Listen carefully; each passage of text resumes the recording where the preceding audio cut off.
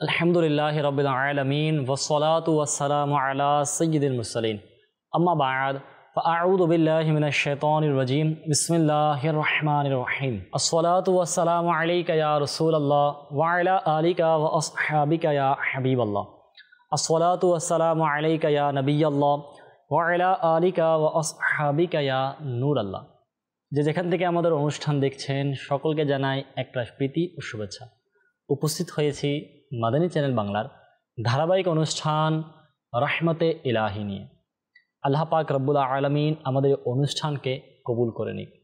দুরূদ পাকের অসংখ্য অগণিত ফজিলত ও বারাকাত রয়েছে। আল্লাহর প্রিয় নবী মাহবুবে আরবি হুজুর সাল্লাল্লাহু আলাইহি ওয়াসাল্লাম ইরশাদ করেন, যে ব্যক্তি পছন্দ করে যে মহান আল্লাহ তাআলার দরবারে হাজির হওয়ার সময় মহান আল্লাহ পাক তার উপর সন্তুষ্ট থাকে, তবে তার উচিত আমার উপর বেশি পরিমাণে দুরূদে পাক পাঠ করা।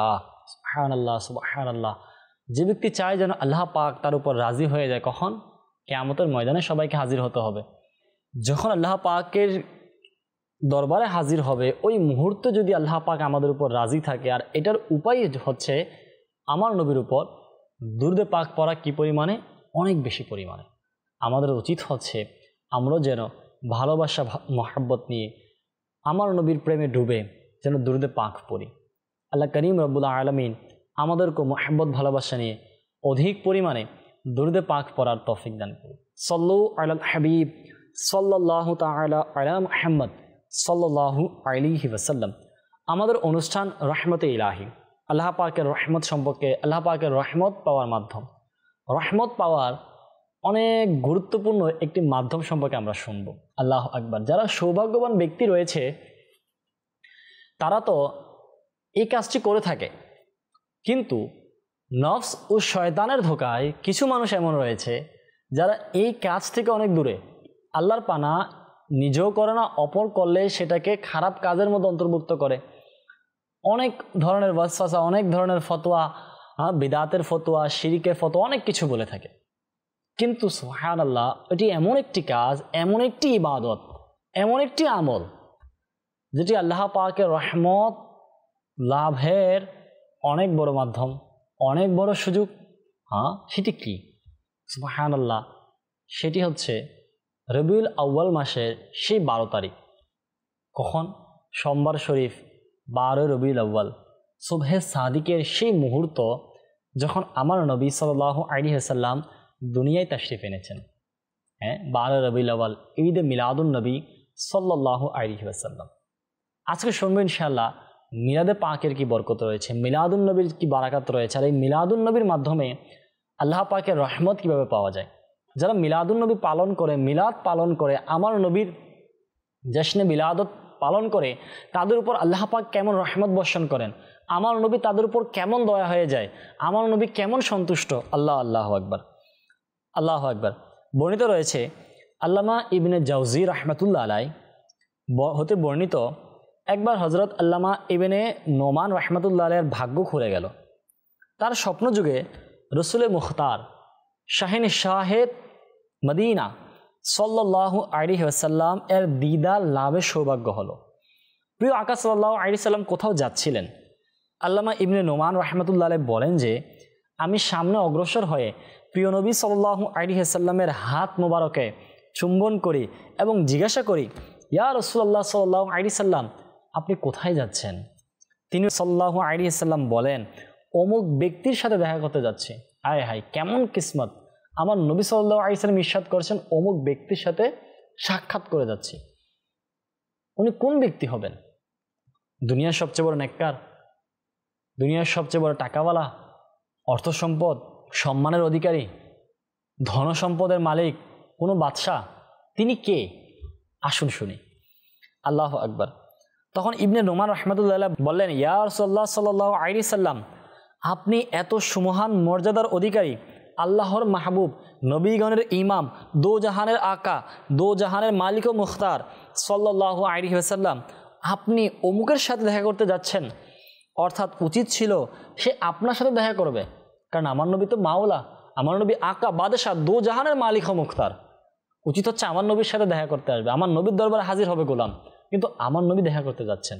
এজন্য ইবনে নোমান একটু অবাক হয়ে গেলেন। হায় হায় হায়। প্রিয় আকা সাল্লাল্লাহু আলাইহি সাল্লাম খুব প্রতাপের সাথে বললেন, হে ইবনে নোমান, সম্মান করো, ওই ব্যক্তি আমার মিলাদ পালন করে। হায় হায় হায়। আমার নবী বললেন, হে ইবনে নোমান, সম্মান করো, ওই ব্যক্তি আমার মিলাদ পালন করে। এই কথা শুনে আল্লামা ইবনে নোমান রাহমাতুল্লাহি তাআলা আলাইহি নিজেকে সংযত করলেন আর বললেন, হে রোজ কিয়ামতের শাফাআতকারী আকা সাল্লাল্লাহু আলাইহি ওয়াসাল্লাম, আমার জীবন আপনার তরে কুরবান। ওই ব্যক্তির মিলাদ পালনে কি আপনি তার উপর সন্তুষ্ট? প্রিয় নবী সাল্লাল্লাহু আলাইহি সাল্লাম ইরশাদ করেন, হে ইবনে নোমান, যে আমার প্রতি সন্তুষ্ট আমিও তার প্রতি সন্তুষ্ট। হ্যাঁ হ্যাঁ হ্যাঁ। যে আমার নবী মিলাদ পালন করেছে, আমার নবী তার সাথে দেখা করতে যাচ্ছেন, আমার নবী তার উপর সন্তুষ্ট হয়ে গিয়েছেন। আচ্ছা বলুন, যার সাথে আমার নবী দেখা করবে, যে গোলামের ভাগ্য খুলে যাবে, যে গোলামের প্রতি আমার নবী সন্তুষ্ট হয়ে যাবে, আমার নবী যার প্রতি খুশি, তার কোন ধরনের চিন্তা রয়েছে? এখন এই মিলাদুন নবী, মিলাদ পালনের জন্য কোন দলিল প্রয়োজন? যেখানে আমার নবী সন্তুষ্ট হয়ে গিয়েছে, যেখানে আমার নবী রাজি হয়ে গিয়েছে, যেখানে আমার নবী সেটার সম্পর্কে এটার ফজিলত ও বারাকাত ইরশাদ করেছেন, কোন দলিল প্রয়োজন? হায় হায়। তাই আমাদের উচিত হচ্ছে এই বারাকাত লাভের, এই রহমত লাভের একটি মাধ্যম মিলাদ পালন করা, ঘরে ঘরে। হায় হায়। বর্ণিত রয়েছে সুবহানাল্লাহ, এই মিলাদে পাকের কি বরকত রয়েছে। শেখ আব্দুল হক মুহাদ্দিস দেহলভী রাহমাতুল্লাহ আলাইহি বলেন যে, যারা রসুল পাক সাহেবে লাউলাক সাল্লাল্লাহু আলাইহি সাল্লামের শুভ আগমনের রাতে আনন্দ উদযাপন করে, তাদের পুরস্কার হলো যে আল্লাহ পাক তাদের জান্নাতুন নাঈমে প্রবেশ করাবেন। মুসলমানরা সব সময় মাহফিল মিলাদের আয়োজন করে, মিলাদ মাহফিলের দাওয়াত দেয়, খাবার রান্না করে, বেশি বেশি দান খয়রাত করে। তাছাড়া প্রিয় নবী সাল্লাল্লাহু আলাইহি সাল্লামের মিলাদ উপলক্ষে অনেক বেশি আনন্দ উদযাপন করা হয়, আল্লাহর রাহে মন খুলে দান সৎকা করা হয়। প্রিয় আকা সাল্লাল্লাহু আলাইহি সাল্লামের শুভ আগমনের বরকতময় আলোচনার আয়োজন করা হয়, ঘর বাড়ি সাজানো হয়। এই সমস্ত নেক আমলের বরকতে মুসলমানদের উপর আল্লাহ পাকের রহমত নাজিল হয়। তো আল্লাহ পাকের রহমত নাজিলের মাধ্যম আমরা জানলাম আমার নবীর মিলাদ পালন করা, ঘর বাড়ি সজ্জিত করা, আমার নবীর সিরাতের উপর আলোচনা করা, আমার নবী মুবারকময় জিন্দেগির উপর বয়ান করা, বয়ান শোনা, আমার নবীর আলোচনার মধ্যে লেগে যাওয়া।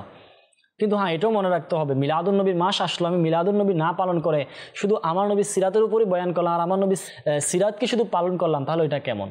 মিলাদুন নবীর মাসে মিলাদ পালন করতে হবে, সারা বছরই মিলাদ পালন করতে হবে। আর যখনই মিলাদুন নবীর মাস আসে তখন তো বেশি পরিমাণে পড়তে হবে। ঘর বাড়িকে এমনভাবে লাইটিং করতে হবে, এমনভাবে আলোকিত করতে হবে, দূর থেকে যেন, কয়েক মাইল দূর থেকে যেন কেউ বুঝতে পারে, হ্যাঁ হ্যাঁ, এটা হচ্ছে আমার নবীর বাড়ি, এটা হচ্ছে আমার নবীর গোলামের বাড়ি, এটা হচ্ছে আমার নবীর আশিকের বাড়ি, যে আমার নবীর বিলাদতে খুশি হয়ে আজকে তার ঘর সাজিয়েছে। আর আব্দুল হক মুহাদ্দিস দেহলভী রাহমাতুল্লাহ আলাইহি বলেন, এই কাজগুলো করলে ওই বান্দার প্রতি আল্লাহ পাকের রহমত নাজিল হয়। আল্লাহু আকবার, আল্লাহু আকবার। ইসলামের প্রথম বাদশাহ আমিরে সালতানাতে মুস্তফা, মহান সাহাবি, কাতিবে ওহী সৈয়দুনা আমিরে মুআবিয়া রাদিয়াল্লাহু তাআলা আনহু বলেন যে, একবার সাহাবায়ে কেরাম আলিমুর রিদওয়ান গোল হয়ে বসেছিলেন। প্রিয় আকা সাল্লাল্লাহু আলাইহি সাল্লাম তশরিফ আনলেন। প্রিয় নবী সাল্লাল্লাহু আলাইহি সাল্লাম জিজ্ঞাসা করলেন, হে আমার সাহাবিগণ, এখানে গোল হয়ে বসে আছো কেন? তারা বললেন, ইয়া রাসূলুল্লাহ সাল্লাল্লাহু আলাইহি ওয়াসাল্লাম, মহান আল্লাহ আপনাকে প্রেরণ করে আমাদের উপর যে অনুগ্রহ করেছেন, আমাদেরকে দিন ইসলামের হিদায়াত দান করেছেন, আমরা এই নিয়ামতের জন্য মহান আল্লাহর শুকরিয়া আদায় করছি এবং দোয়া করছি। প্রিয় নবী সাল্লাল্লাহু আলাইহি সাল্লাম তারপর জিজ্ঞাসা করলেন, তোমরা কি কসম করছো যে কেবল এই উদ্দেশ্যেই এখানে বসেছ? তারা বলেন, আল্লাহর কসম, আমরা শুধুমাত্র এই উদ্দেশ্যে এখানে বসেছি।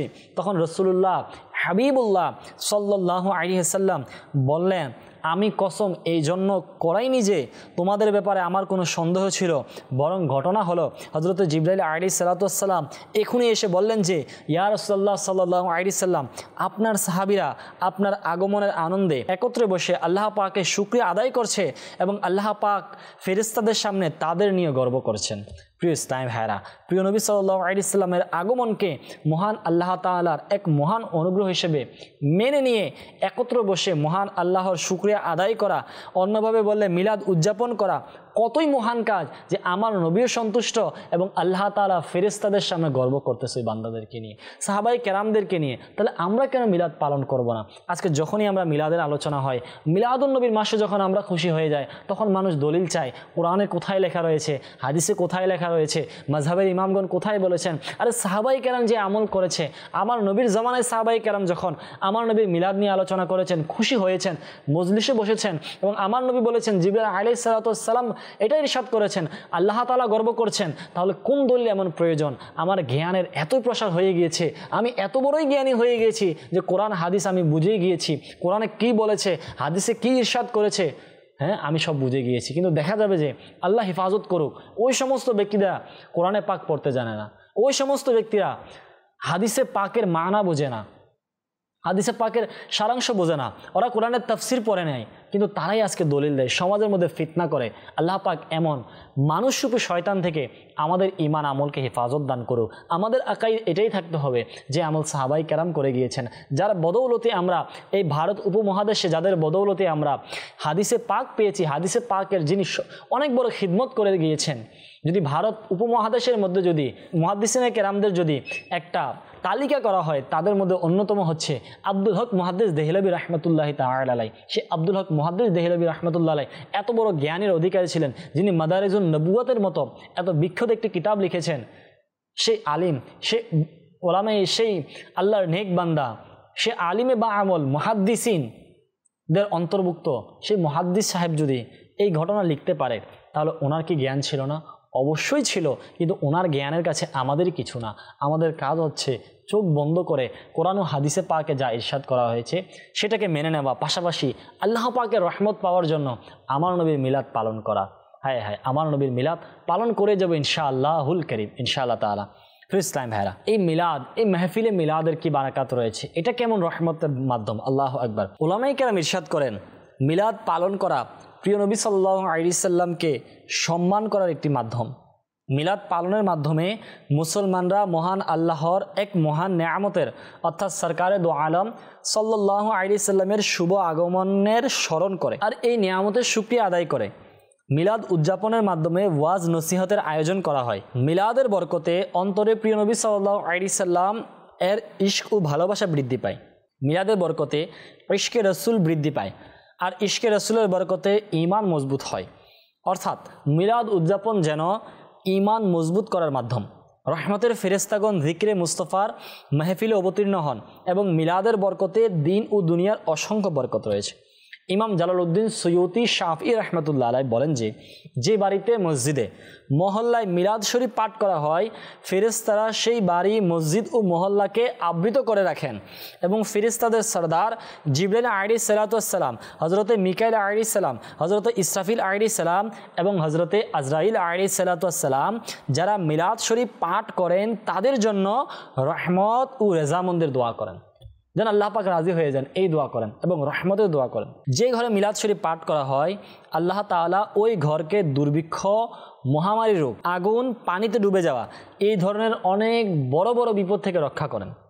ওই বাড়ির বাসিন্দাদের শত্রুতা, হিংসা থেকে, বদ নজর থেকে, চুরি ডাকাতি থেকে, সকল প্রকারের বিপদ আপদ থেকে রক্ষার মাধ্যম হয়। আর ওই ঘরের কোনো সদস্য মারা গেলে তার জন্য নকির আইন অর্থাৎ কবরে প্রশ্নকারী ফেরেশতাদের প্রশ্নের উত্তর সহজ করে দেওয়া হয়।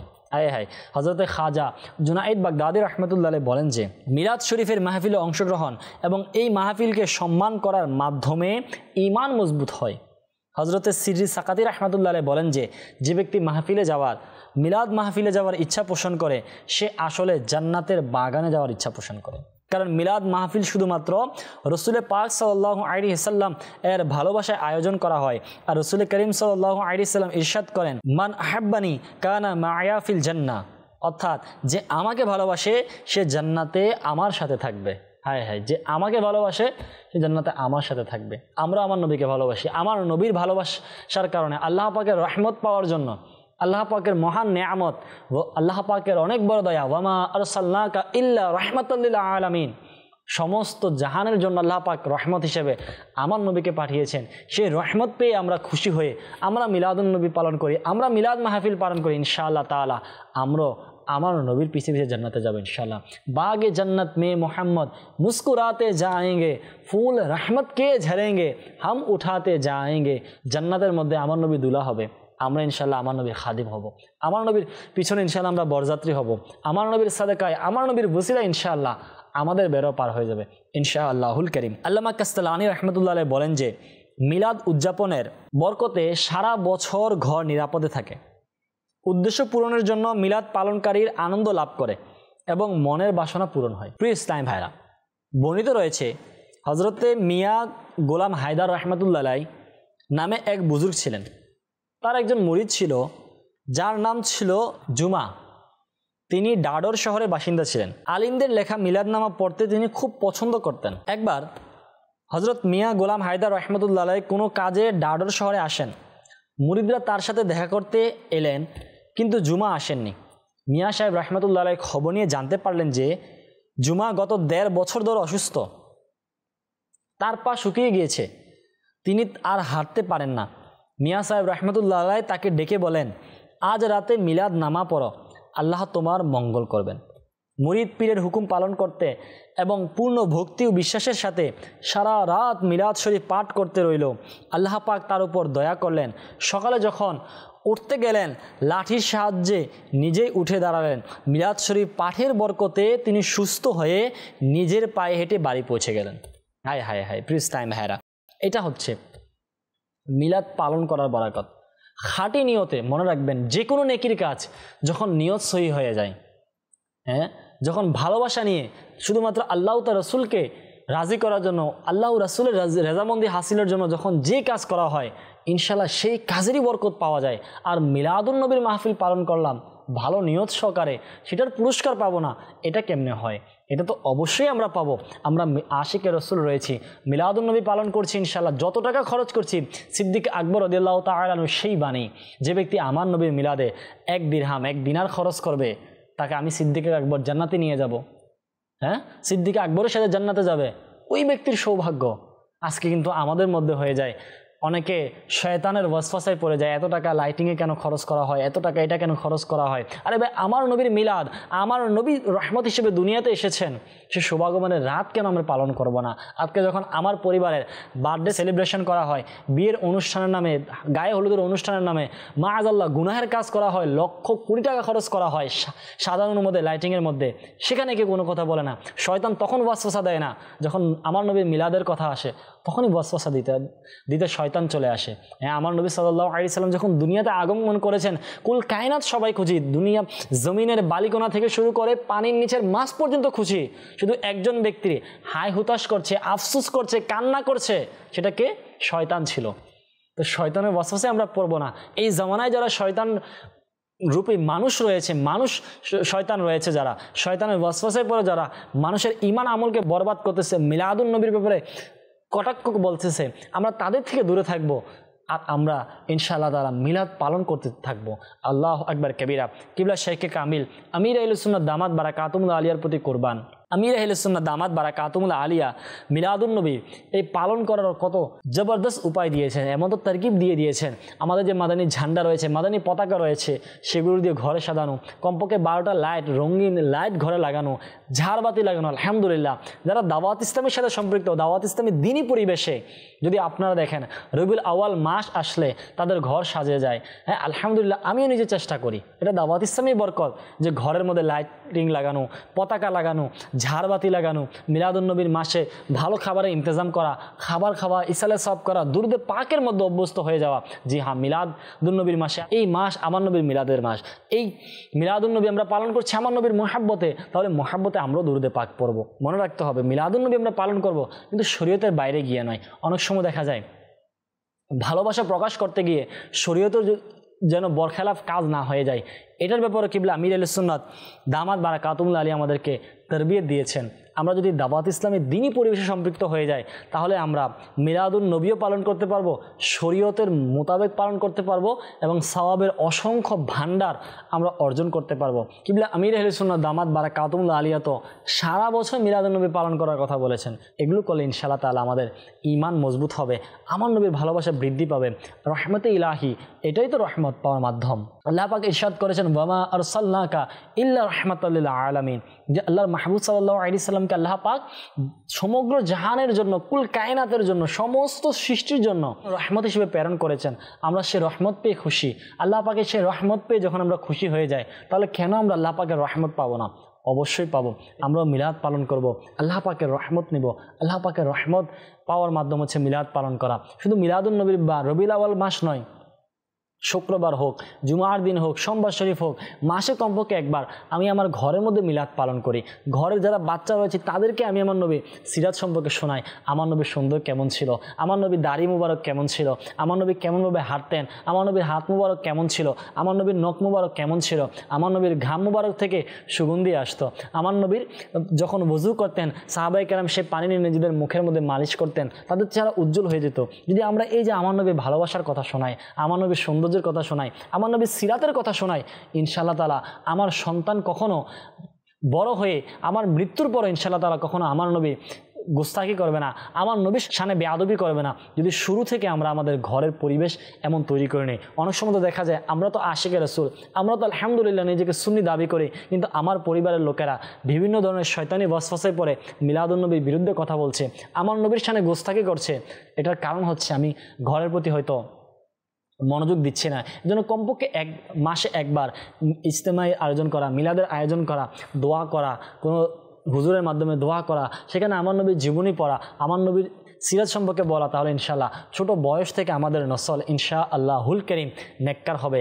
মেরি আনে ওয়ালে নসলে তেরে ইশকে হি মে মচলে উन्हें নেকে তুম বানানা মদনী মদিনে ওয়ালে। হ্যাঁ, আমির রাসূল তো কালামে বলে দিয়েছেন যেন আমাদের নসল যেটাই আসুক না কেন, ইয়া রাসূলুল্লাহ বাস আপনি এদের প্রতি দয়া নজর রাখেন, আপনি এদেরকে নেক বানিয়ে দিয়েন, আপনি বাস এদেরকে দয়া করে দিয়েন। আমাদের নসল যদি আশিকে রাসূল হয়, আমরাও দোয়া করি আল্লাহ পাক কিয়ামত অবধি আমাদের নসলের মধ্যে যাদেরকে দিবেন, আল্লাহ পাক রব্বুল আলামিন যেন আমাদের নসলের মধ্যে মিলাদ পালনকারীদেরকে দিয়ে দেয়। আমাদের নসল যেন কিয়ামত অবধি আমার নবী মিলাদ পালন করে, আমার নবীর শানে জুলুসের ব্যবস্থা করে, আমার নবীর মিলাদে খুশি হয় আর রহমত পেয়ে যায়। আল্লাহ করিম রব্বুল আলামিন আমাদেরকে রহমত পাওয়ার জন্য মিলাদ পালন করা, মিলাদুন নবীর মাসে খুশি হওয়া, মিলাদুন নবী পালন করার তৌফিক দান করুক। আজকে এই পর্যন্তই। আগামী পর্বে আরও একটি নতুন বিষয় নিয়ে উপস্থিত হব। ততক্ষণ পর্যন্ত সুস্থ থাকুন। অবশ্যই মাদানী চ্যানেল দেখুন। সল্লু আলাল হাবিব সাল্লাল্লাহু তাআলা আলা মুহাম্মদ।